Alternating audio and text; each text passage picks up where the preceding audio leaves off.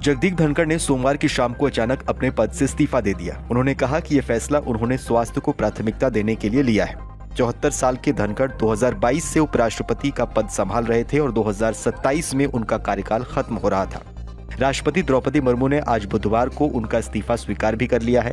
संसद में मानसून सत्र के पहले दिन ही उनका इस्तीफा काफी चौंकाने वाला है। दिन में वो राज्यसभा में मौजूद थे, जहां नेता सदन जेपी नड्डा और विपक्ष के नेता मल्लिकार्जुन खड़गे के बीच ऑपरेशन सिंदूर और पहलगाम हमले को लेकर तीखी बहस हुई थी।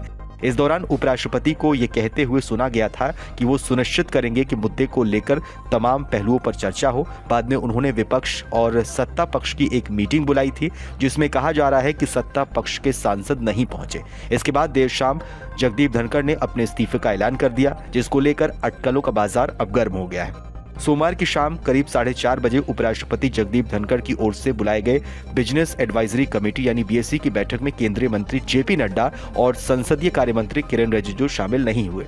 जगदीप धनखड़ बीएससी मीटिंग में राज्यसभा में नेता सदन जेपी नड्डा और संसदीय कार्य मंत्री किरेन रिजिजू की गैरमौजूदगी से नाराज बताए जा रहे थे। जेपी नड्डा ने इस मीटिंग में शामिल नहीं होने को लेकर सफाई देते हुए कहा कि वो और संसदीय कार्य मंत्री किरेन रिजिजू उपराष्ट्रपति जगदीप धनखड़ के द्वारा 4:30 बजे बुलाई गई बैठक में नहीं पहुंचे थे, क्योंकि वो किसी और अन्य महत्वपूर्ण संसदीय कार्य में व्यस्त हो गए थे, जिसको लेकर पूर्व सूचना उपराष्ट्रपति के दफ्तर को दे दी गई थी। लेकिन बिजनेस एडवाइजरी कमेटी की मीटिंग में जेपी नड्डा और किरेन रिजिजू के न जाने की वजह से कई तरह के कयास लगाए जा रहे थे।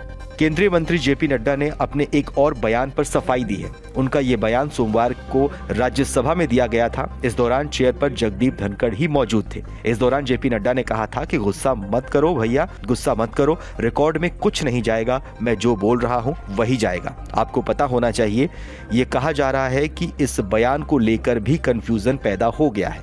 नड्डा ने इस बयान पर सफाई देते हुए कहा कि मैंने राज्यसभा में जो बात कही थी वो मैं बोल रहा था कि ऑन रिकॉर्ड जाएगा। ये विपक्ष के टोका टोकी वाले सांसदों के लिए था, ना कि चेयर के लिए। कांग्रेस सांसद सुखदेव भगत ने भी बीएससी मीटिंग में जेपी नड्डा और किरेन रिजिजू के न आने पर सवाल उठाए हैं। उन्होंने उपराष्ट्रपति जगदीप धनखड़ के इस्तीफे को बिहार विधानसभा चुनाव से जोड़ते हुए कहा कि धनखड़ के इस्तीफे की पटकथा पहले ही लिखी जा चुकी थी। उन्होंने बताया कि सदन में जेपी नड्डा ने कहा था कि मेरे शब्द रिकॉर्ड में दर्ज होंगे, ये सीधे तौर पर चेयर का अपमान था। कांग्रेस सांसद सुखदेव भगत ने कहा कि बीजेपी चुनाव को ध्यान में रखते हुए हर फैसला लेती है। बिहार चुनाव नजदीक है और राज्यसभा के उपराष्ट्रपति बिहार से हैं। उन्होंने संकेत दिए हैं कि बीजेपी हरिवंश को उपराष्ट्रपति बना सकती है। साथ ही सुखदेव भगत ने आरोप लगाया है कि बीजेपी ने धनखड़ को परेशान किया और उन पर अपनी शर्तें थोपने की कोशिश की। कांग्रेस के वरिष्ठ नेता जयराम रमेश ने भी इसी ओर इशारा किया। उन्होंने एक्स पर पोस्ट करते हुए कहा कि दोपहर के 4:30 बजे जगदीप धनखड़ ने राज्यसभा की बीएससी अध्यक्षता की। इस बैठक में सदन के नेता जेपी नड्डा और संसदीय कार्य मंत्री किरेन रिजिजू समेत ज्यादातर सदस्य मौजूद थे। थोड़ी देर की चर्चा के बाद तय हुआ कि समिति की अगली बैठक 4:30 बजे होगी। वरिष्ठ कांग्रेस नेता जयराम रमेश ने कहा कि 4:30 बजे समिति के सदस्य दोबारा बैठक के लिए जमा हुए। सभी नड्डा और किरेन रिजिजू का इंतजार कर रहे थे, लेकिन वो नहीं आए।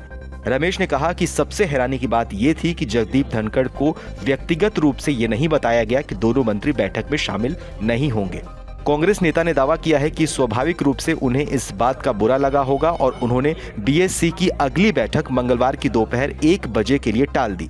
हालांकि जगदीप धनखड़ की तरफ से इस्तीफे के पीछे स्वास्थ्य कारणों का हवाला दिया गया है। पीएम मोदी ने भी धनखड़ के इस्तीफे को लेकर सोशल मीडिया साइट एक्स पर पोस्ट करते हुए लिखा कि जगदीप धनखड़ जी को भारत के उपराष्ट्रपति सहित कई भूमिकाओं में देश की सेवा करने का अवसर मिला। मैं उनके उत्तम स्वास्थ्य की कामना करता हूँ।